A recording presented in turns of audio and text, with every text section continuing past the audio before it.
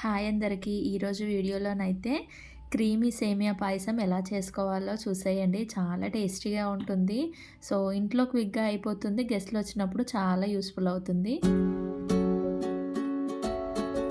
గెస్ట్‌లు వచ్చినప్పుడు ఇలా ఇంట్లో క్రీమీ పాయసం చేసుకోండి సేమియాలతో. చాలా టేస్టీగా ఉంటుంది. వాళ్ళు కూడా చాలా ఇష్టపడతారనమాట. దానికోసమైతే ఫస్ట్‌లో కడాయిలో కొద్దిగా నెయ్యి వేసుకొని డ్రై ఫ్రూట్స్ మీకు నచ్చినయన్నీ వేయించుకోవాలనమాట.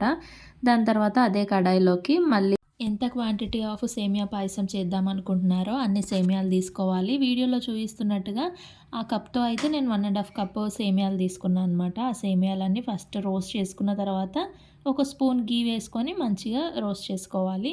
సో కొత్త వాళ్ళు ఎవరైనా మన ఛానల్‌ని మొదటిసారిగా చూస్తున్నట్టయితే సబ్స్క్రైబ్ చేసుకోండి. సబ్స్క్రైబ్ చేసుకుంటే మా వీడియోస్ మీ దాకా వస్తాయి.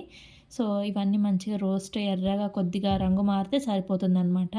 మీడియం ఫ్లేమ్‌లో పెట్టుకొని మంచిగా రోస్ట్ చేసుకోండి. సో మీకు అప్పుడే కొద్దిగా కలర్ అండ్ అలానే స్మెల్ కూడా మంచి సువాసన వస్తుందనమాట. సో అలాంటి టెక్స్చర్ వచ్చేంత వరకు ఇవన్నీ మంచిగా మిక్స్ చేసుకోండి.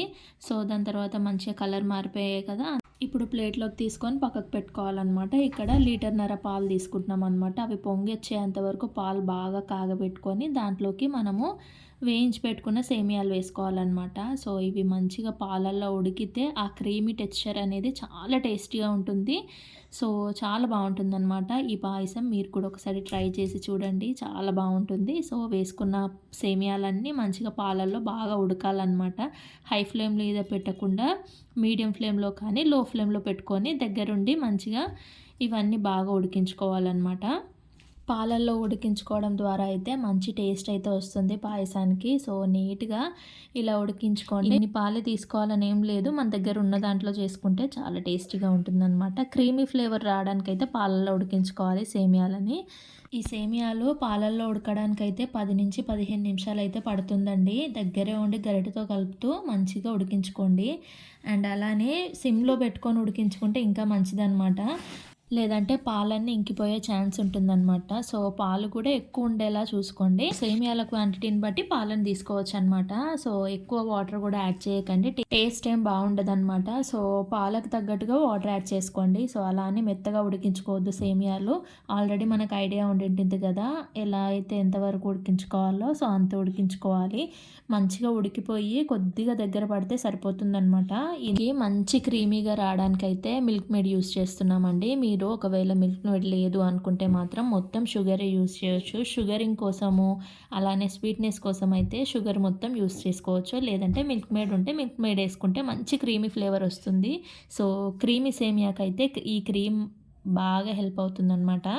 సో మీ దగ్గర మిల్క్ మేడ్ ఉంటే మాత్రం ఖచ్చితంగా మిల్క్ మేడ్ వేసుకోండి. లేదంటే షుగర్ యాడ్ చేసుకోండి. పూర్తిగా షుగర్‌తో చేసుకోవచ్చు.